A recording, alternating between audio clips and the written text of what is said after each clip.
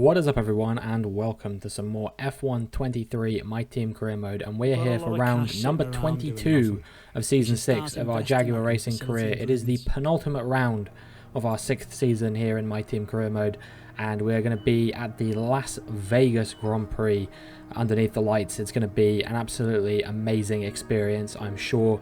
There's always so much chaos unfolding at every single race we've ever done here. I can't remember a time we went through this where we didn't have a red flag. And really the aim this season in the Las Vegas Grand Prix is going to be to have a bit of a better race than I had this time last season, because this was obviously famously where the Constructors' Championship was lost for us last season. You can see we've already wrapped up both championships in this season, so nothing to worry about. But yeah, we had a very bizarre glitch last season. Just quickly though, show you my driver details. Someone in the comments was asking in a video a couple videos ago, asking how many wins I've got. The answer is 28, and I've had 34 poles and 45 podiums throughout the 6 seasons that we've driven so far. Will we be able to contribute to increasing any of these numbers today? We will find out as the race goes on. But yeah, as I was saying, very weird glitch last season where basically I had a mechanical failure, and because I was having a mechanical failure, somebody crashed into the back of me. I believe it was Dennis Hauger actually crashed into the back of me.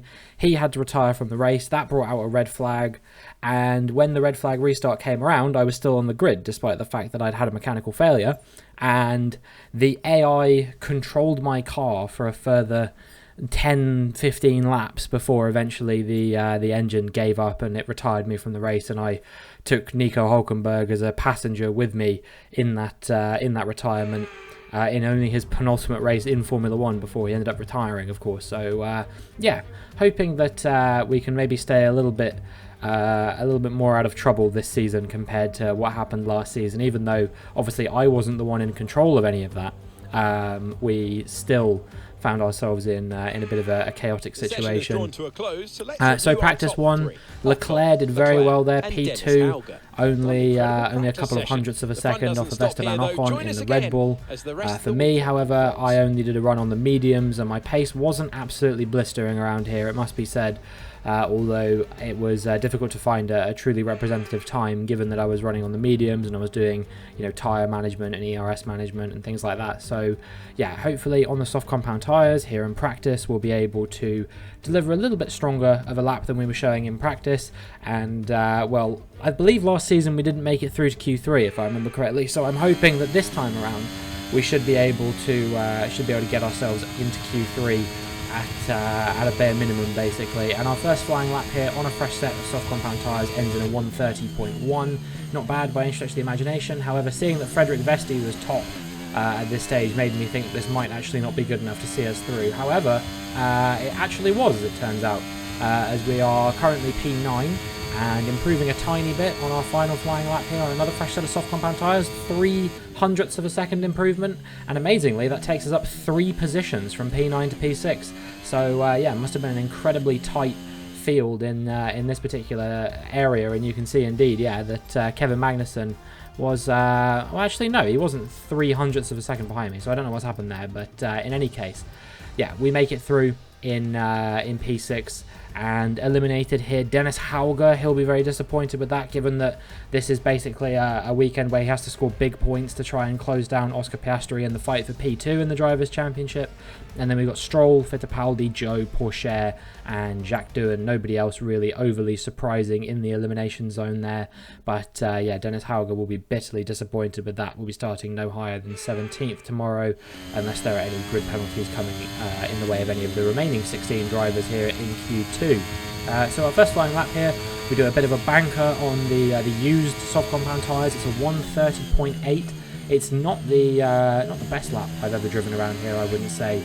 Even though I was on the used tyres, still I feel like there was a lot more pace in the car than that, which is why I was quite glad that on the fresh set of soft compound tyres that we were using at the end of the session, we managed to find quite a lot of improvement actually. This is definitely going to be the fastest lap I've done so far this weekend, as we're more than a second up coming out of the final couple of real corners. Yes, there is one more corner before we cross the line, but there's no braking or anything like that to do.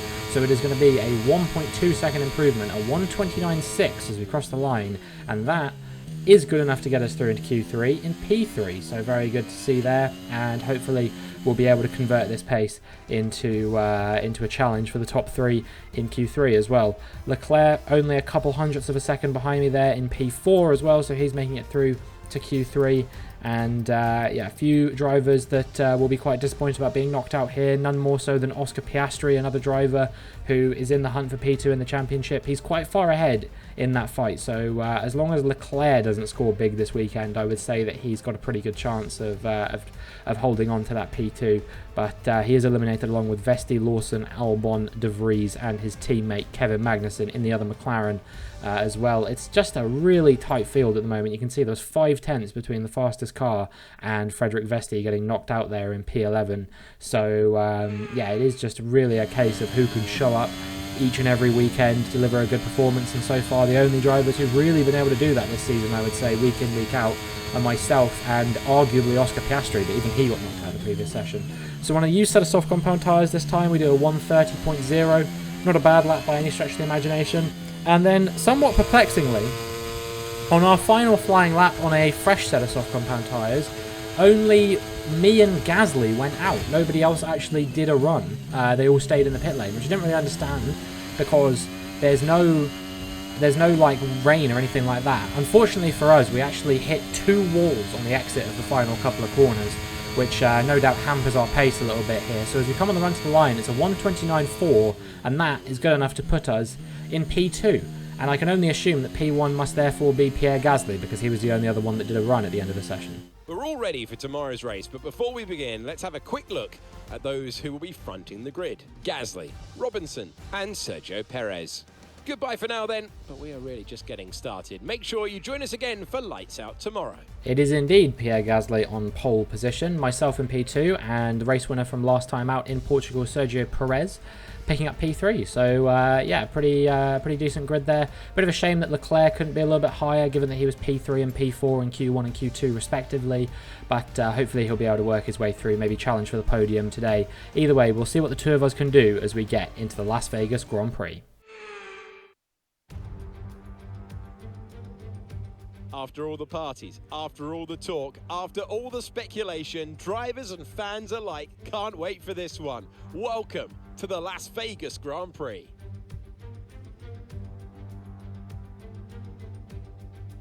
"17 corners, 3 straights and 2 DRS zones. We have taken over the world-famous strip, and Formula One is going to have a top speed there of around 210 miles per hour. It's time to take a look at our starting grid for today's race. Pierre Gasly lines up on pole position, and Robinson completes the front row.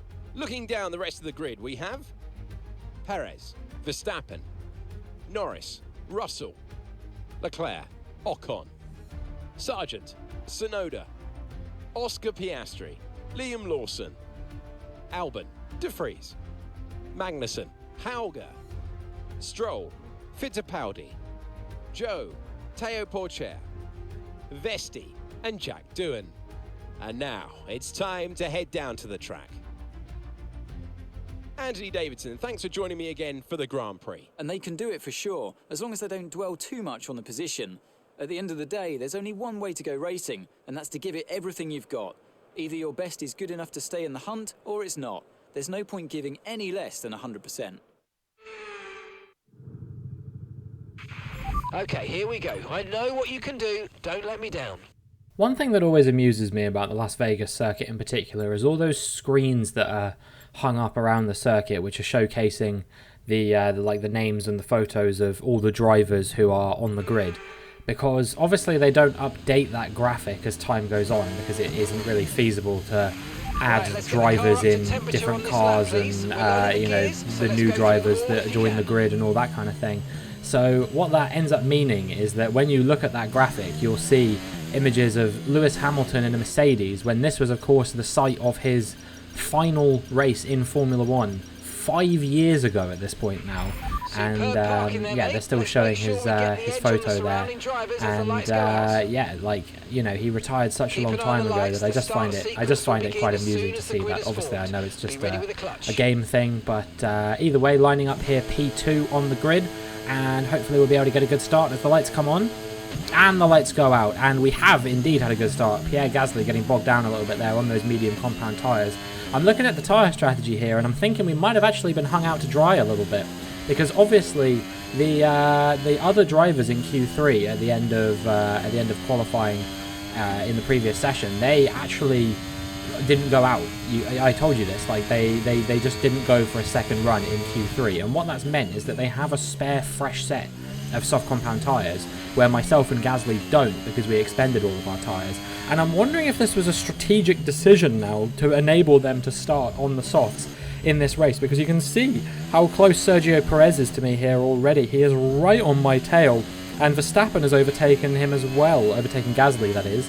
So yeah, Verstappen making it a 2-3 for Ferrari right now, and potentially those two Ferrari drivers could be closing me down sooner rather than later on those soft compound tyres. You can see I go quite deep before we go on to the Las Vegas strip straight, and Sergio Perez currently about a tenth down on me. You can see pulling to the inside. We're burning quite a lot of battery to be able to keep him behind here, but will it be enough to enable him to be unable to overtake me?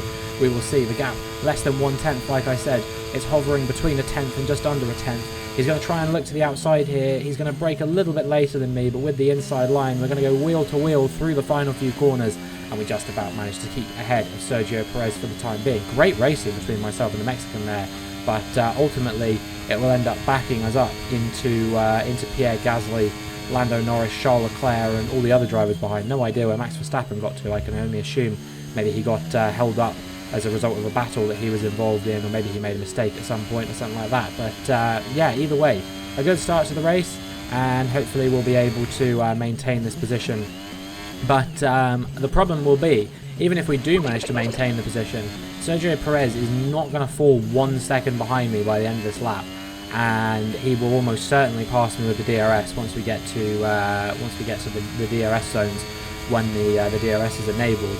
Because I am running a fairly low downforce setup today, all things considered. Like, this is one of the lower downforce setups I've ran over the course of the season, but it's still, you know, Sergio Perez is able to stay with me with his straight line speed, and as a result was able to dive up the inside with that superior tyre performance. And now we're going to have to see if we can get him back on the inside going into the final corner, but the virtual safety car is out, and that immediately turns into a red flag.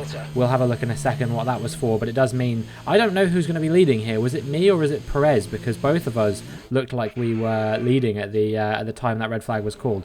So let's have a look here. So we're looking at a number of drivers here. We've got Albon on the inside. I think it's Joe, Hauger and De Vries here, and then De Vries gets turned around as a result of that. You can't really see because all the cars have blocked it off, but you'll see in a second.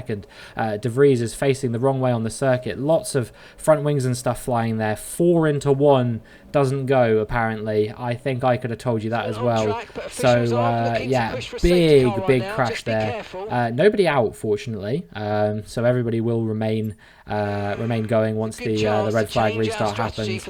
But this was the recommended strategy for us. Go onto a set of mediums and then pit onto a set of hards at the very end. We're going to go slightly earlier though, because I think that going for a bit of an undercut will be worth it. So we're going to do 9 laps on the mediums and then 12 laps on the hards to finish off the race as well, and hopefully that will enable us to fight for the race win as we were before the red flag. But we'll see what we can do as the lights come on and the lights go out. A longer hold than at the original start, but nonetheless we've managed to have a good getaway compared to Sergio Perez, who's also on a set of medium tyres. So all of the soft compound runners have switched over to mediums. That's suggesting to me that they're going to box partway through the race as well. But Gasly, on the other hand, has gone onto a set of hard compound tyres, obviously started on the mediums, so I can only imagine that he is maybe trying to go to the end on a set of hard compound tyres. He's trying to eliminate the need for another pit stop, and that potentially could be an absolutely fantastic strategy for Gasly if it works. However, I feel like he's not going to want to lose too many positions being on that inferior compound of tyre, which is what he has done off the line, gone all the way down from P3 to P6. Meanwhile, Charles Leclerc up 4 places from his starting position. He's gone from P7 to P3 in this race. And could the Monegasque driver maybe have a look in the hunt for the victory as well? Either way, Sergio Perez very close behind me. Is he going to have a look up the inside here? He thought about it, but ultimately wasn't quite close enough, and I actually think that's going to cost him quite a lot of time going for a move that he ended up backing out of. You can see the gap 7/10 between myself and Sergio Perez at one point there. I think he's closing me down a little on the strip, but actually not quite as much as you would have expected him to. Obviously no DRS enabled until lap 7 because we did have that red flag which neutralized the entire race 2 laps after the restart. That's when the DRS will get enabled once again. So as we round a final real couple of corners here, we are going to be leading the Las Vegas Grand Prix, and we're holding on to P1 for the time being. But you know, a lot can still change in this race, and we'll have to be prepared for basically anything that the race throws at us over the course of the next 20 laps as we round the first couple of corners and onto that DRS zone. Yeah, we do move on a lap to the end of lap 7 indeed, and you can see that Sergio Perez, he is just behind me, 6/10 behind me, and the DRS is enabled, so obviously not closing me down enough yet. Leclerc has closed the gap quite a lot, as has Lando Norris and George Russell as well. So yeah, turning into what could potentially be a 5-way fight for the victory here between myself and my teammate, and then 3 other cars: Sergio Perez in the Ferrari, Lando Norris in the Mercedes, and George Russell in the Red Bull. And yeah, Sergio Perez once again just not quite close enough to go for a move here.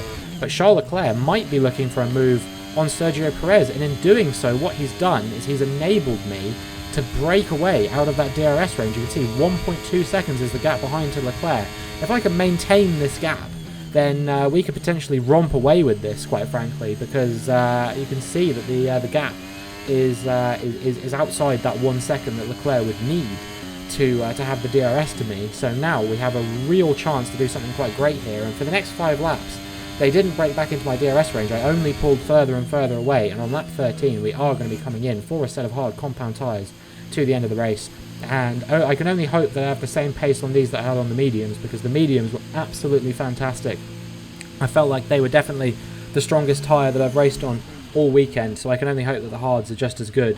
And as we come into the pits, it's a nice and fast stop. I think we're going to be coming out in a pretty nice position as well, by the looks of things. We'll be ahead of De Vries, who's got a penalty for that incident that he had, which brought out the red flag. To be fair to him, I don't know if he was necessarily at fault there any more than any one driver, because he was on the outside of a 4-wide battle. But as we come to the end of lap 14, Dennis Hauger, who was in front of me, I was closing him down very, very quickly. He's come into the pits, which is good to see. Leclerc, Norris, Russell, all of these guys have come into the pits now, and that's promoted us up into P4. Still a few drivers yet to pit, including Sergio Perez on the medium compound tyres as well. He might have actually removed himself from the battle by not pitting earlier. I think Albon will be coming into the pits pretty soon as well, and so the only driver who will be staying out now is Pierre Gasly, who will be leading the Las Vegas Grand Prix. He's leading Las Vegas, and he's got 10 laps to try and get to the end on those, how old are they now, 11 lap old hard compound tyres. It's not going to be easy for him, because I am going to be catching him quite quickly, and by the end of the very next lap you can see that the gap has come down quite drastically by a second or two. But the other gap that is closing is the gap between myself and the cars behind, particularly George Russell and Leclerc. It's turning into a bit of a 2-horse race now for that final position on the podium between Russell and Leclerc.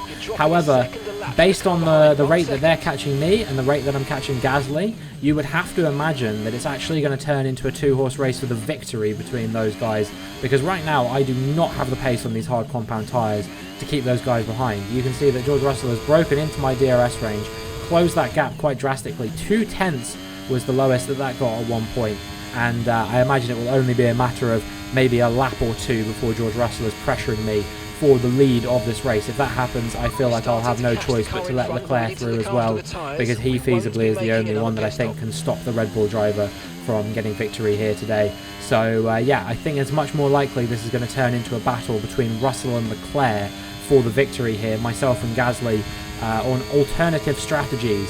And as a result, it seems like the best strategy here was in fact to not do a final run in qualifying to save yourself those soft compound tyres. That's an absolutely baffling strategy, but it seems to have actually worked out for these guys, because it's myself and Gasly who are going to get screwed over by this more than anyone else. So we're now going to have the DRS on Pierre Gasly. We're going to be closing him down, but Russell, you can see, is only a tenth or two behind me as well, so maybe he could be going for a move on Pierre Gasly here as well. I don't think Russell will be quite close enough to go for the move on me. The two of them are going to be wheel to wheel coming into the end of the Las Vegas Strip section, and George Russell, I think, maybe fractionally ahead of Pierre Gasly there, but held up quite significantly. So we are going to be more than a second ahead of George Russell. However, he closed up that gap quite quickly before. What's to say he won't do it again relatively quickly as the rest of the race unfolds. You know, I wouldn't bet against George Russell for the victory here, or Charles Leclerc. I don't think Lando Norris will be quite close enough to get himself involved in the fight. But maybe if I hold these guys up for long enough, it will be a different story, and Lando Norris can get involved in the mix. But you can see now the gap to George Russell is closing down quite significantly. I'm burning battery for a while, but eventually I have to stop or I'm going to burn too much of it. And not only is George Russell looking for a move on me, but also to the inside, Charles Leclerc is going for a move as well. We brake nice and early, we let them through. I don't think we're going to be involved in this fight, but Russell gets held up by Leclerc. He brake checks me, and you can see that is my front wing absolutely destroyed. It's yellow on the left side and you know, sort of yellowy green on the right side as well. We're not going to be able to go to the end on that, so I had no choice. I had to come in to pit, and we're going to be going on a set of softs to the end of the race, seeing if we can get the fastest lap and maybe get ourselves back into the points as well. I don't know where we're going to be. I think Hauger and Lawson should be comfortably ahead of us here. We're going to be racing with that pack of Vesti, Magnussen, and I believe Fittipaldi, the three of them that are coming past the pit lane now. Will we be coming out ahead of those guys or not? We'll see. It doesn't quite seem like it will be, but we'll be right on the back of them on vastly superior tyres. So we should be able to clear this. We should be able to clear this group nice and quickly and set off after Hauger and Lawson. If we can get ahead of those two guys, I think that will be the best result we can get here now. Will be a P10. Absolutely devastating there from George Russell to ruin our race like that. But yeah, I mean, I've watched that incident back, and he definitely had the space to take that flat out, so I don't know why he didn't. We're going to try and go for a move up the inside of our former teammate Enzo Fittipaldi, and we use the superior tyre grip on these fresh soft compound tyres, or as fresh as they can be. I guess technically they're used from qualifying, but fairly fresh soft compound tyres. Get up the inside of Fittipaldi and make our way into P14. And now we're going to set after another former teammate of ours, Kevin Magnussen, who raced for us in Season 4, of course, and now finds himself at McLaren. We're going to switch to the replay camera to see if I can get ahead of him and Frederick Vesti in the Alpine ahead as well. We've got the DRS, of course, but Magnussen will have the DRS as well, so I wouldn't be surprised if this turns into maybe a bit of a three-wide battle. We dummy Magnussen to the inside, and Vesti defends to the inside as well, so they're going to be to the inside. It's three wide going into the end of the corner here, and with the superior grip, I do just about manage to get ahead of those guys. We overtake two Danes for the price of one, and we're up into P12 now. However, as we make our way onto the final lap, we are at the very end of lap 24 now. We will be starting lap 35 very shortly. We are not really close enough to Hauger and Lawson. The gap to them after I overtook Vesti and Magnussen was about 8 seconds or so. I needed to close up about 2 seconds per lap. I was roughly doing that, but I just don't think I'm quite going to be close enough to make this gap work. I think if you'd have given me one more lap, probably, I would have been able to do this. But also the softs now starting to go off a little bit. You know, we've been on them for that amount of time where the performance in them starts to dwindle a little bit. So it is quite frustrating that we couldn't quite close down Liam Lawson, and also another one of my former teammates, Dennis Hauger, of course, who raced for us in Seasons 2 and 3. It seems like we've raced with all of our former teammates here, apart from Jack Doohan in the Haas, of course, who wasn't really involved in any battle after qualifying at the back of the grid. It will be George Russell to take the victory here today, and Charles Leclerc has to settle for P2, but another podium for him. I did say that I wanted him to get on the podium in one of the last two races, and he has done that. I think it was Lando Norris in P3, but we are going to have to settle for P12. What a special place to take the checkered flag and celebrate victory. This will be a night that will be long. It will be one they never forget. Anthony Davidson, what helped them deliver this result, do you think? I feel like consistency was probably the key today. There's being quick, and then there's being quick lap after lap after lap. If you can do that, you can capitalise on other people's errors without making many of your own. And that's an approach that can push you a long way up the field. Red Bull are our winners today after showcasing some incredible driving. There's been a huge push from them lately to stay competitive with the other teams, and they're certainly proving themselves. Well, it's been a very up and down season for George Russell. Unfortunately, he couldn't really get himself involved in the championship fight, which for a two-time world champion, you would have thought that he'd have been more involved. But yeah, he couldn't quite get there for whatever reason this season. But I'm sure that he'll be very happy with another victory. And yeah, it is Charles Leclerc getting P2, his second best result of the season after that one win that he had in Australia. Lando Norris rounding out the top three in P3. This result narrows the gap between our championship leader and the rest of the standings. So, Anthony Davidson, who would you rank as your driver of the day? There's a few contenders, but George Russell definitely stood out, I think. A really solid drive from him today, and one I'm sure the fans enjoyed. It's time to see how things are shaping up in the Constructors' Championship. The owner-drivers team moved to the top of the table. Been an absolutely wild weekend of Formula One action. I can't wait to see what's next. Well, it has been a very interesting season. We've got one more race left to go, and Oscar Piastri, with a great drive from P11 on the grid, I believe it was, managed to get himself up into P4. And in doing so, he has made it now mathematically impossible for anyone to beat him to P2 in the Drivers' Championship. If he'd have finished anywhere behind there, it would have still been possible. But Charles Leclerc, yeah, he would have needed the victory with Oscar Piastri finishing P4 to mathematically stay in contention for P2 in the Drivers' Championship. Oscar Piastri extends his advantage to 27 points with only 26 points up for grabs in the final race of the season. Dennis Hauger, with an absolute mare, only manages to score 1 point. Or 1 point, I should say. He's fallen down to, I believe, P6 in the Drivers' Championship off the back of a couple of difficult results. Remember, he's won 3 races this season. I think he's the only driver to have won that many races this season, apart from myself. Maybe Lando Norris has won 3 as well, actually. I could be wrong about that. But yeah, either way, Norris and Russell really starting to get themselves involved in the in the fight for what will now be P3 in the Drivers' Championship. And yeah, Piastri, despite the fact that he's got P2 locked in the Drivers' Championship now and has had a very strong season, you know, despite the fact that the win hasn't come for him, unless it comes in Abu Dhabi, he won't be leaving this season with a win. He's still managed to secure P2 in the Drivers' Championship, and it still isn't enough for McLaren to get themselves involved in the fight for P2 in the Constructors' Championship. Mathematically, they are out of that battle now due to the poor performances of Magnussen this season. It's not really materialised for McLaren. Instead, it will go down to a fight between McLaren and Mercedes and Red Bull. Mercedes, I believe, narrowly ahead in that fight at the moment, but Red Bull hot on their heels. I could be wrong. It might be the other way around. Yeah, they've obviously got one driver who is performing quite well in each team, with Russell and Norris doing pretty decently, but Ocon not really delivering so far for Red Bull. Obviously, he did have that victory in Mexico, but apart from that, his performances have been fairly unspectacular.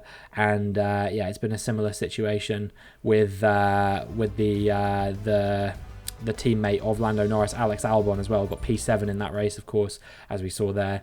And I mean, yeah, that is the situation that we find ourselves in, where they, if either of their teammates had been performing, it probably would have been a different story. And to be fair, I think my performances have kind of been the reason why we haven't been more sucked into a Constructors' Championship battle than we were.